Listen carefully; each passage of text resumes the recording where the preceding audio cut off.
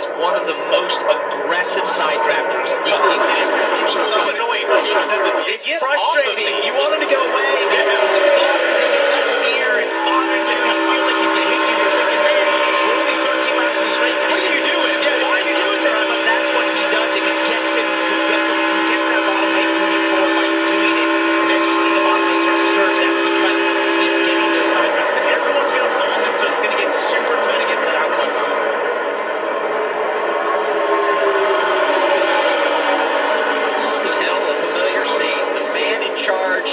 Here in Daytona, down to Kim.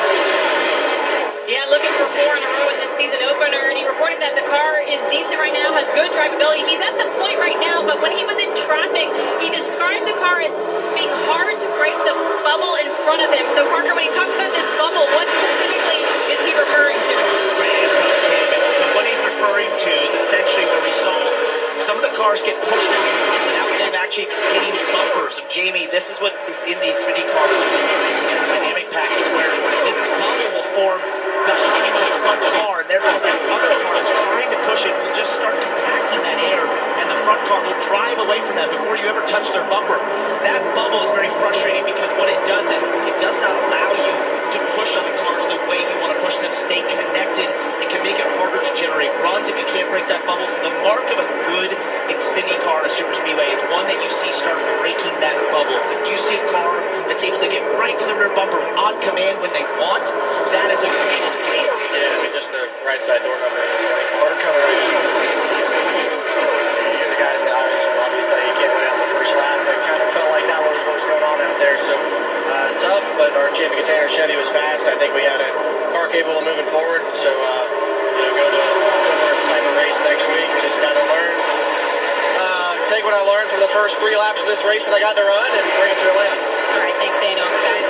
Hardest interview you give, right? You get lapped out, wrecked out in the first race. What we've talked about to a point, you get down here, you get wrecked out on lap 6. They stick a mic in your face. I thought he did a pretty good job being as optimistic as he could.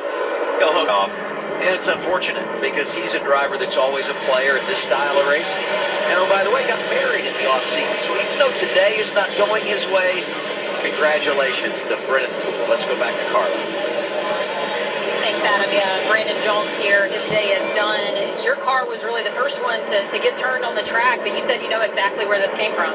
Yeah, it's unfortunate. That's way too early to be able to go out of this race. There was some really good cars on the bottom right there, and I had two teammates in front of me, and so I thought we were in a pretty good situation, but the momentum kind of got choked up in that bottom lane, and kind of avoid getting into our teammates. I tried to pull that lane back just a little bit, and it's just not a good place to be getting pushed right off the corner.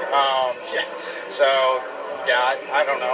I'll go back. I'll look at it. I'm one to always try to figure out how to get better at this craft. I always try to get better at this racing, but it looks to me right now like there's nothing that I could have done any differently. So this is not how we're going to begin the quest to go get a championship. I'll get my guys rallied back around. I'm really happy to be back here at Joe Gibbs Racing in the number 20, having Menards and Swiffer on our car this weekend. That was a big deal for him. We had a lot of people from Menards, so pretty mad that we got taken out so early. Thanks so much. He said he loved his car those first 10 laps, guys. I don't like Brandon Jones. Brandon Jones, I completely agree with you, and I liked his attitude about that. He's like, I'll go back and look at it, but when you look at the...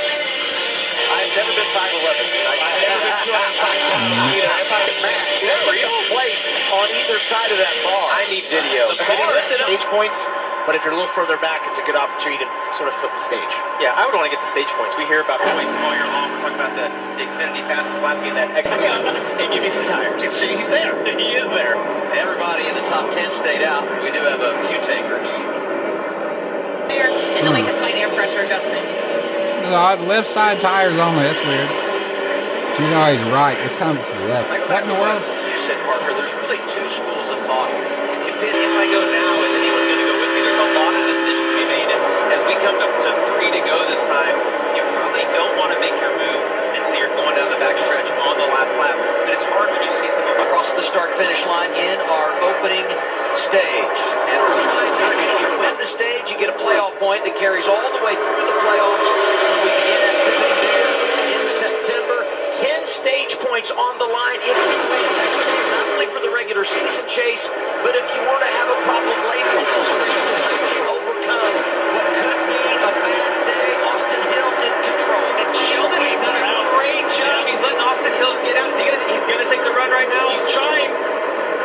Austin put a little bit of Here water comes in. Jeb. Yeah, Jeb's going to have the momentum and the shorter distance around the track right here. Sheldon pulls down to block Jeb Burton. He's moving all over the place. This really killed the run.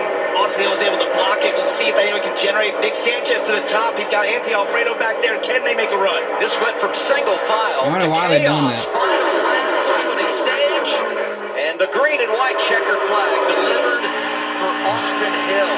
It's his 10th stage win on a drafting track. That's the most all-time. And the 4th time he's done it here at Daytona. That's 10 consecutive stage victories. He's the guy, Adam. Unbelievable. The Speedway savant. For Chevrolet. Yes, sir.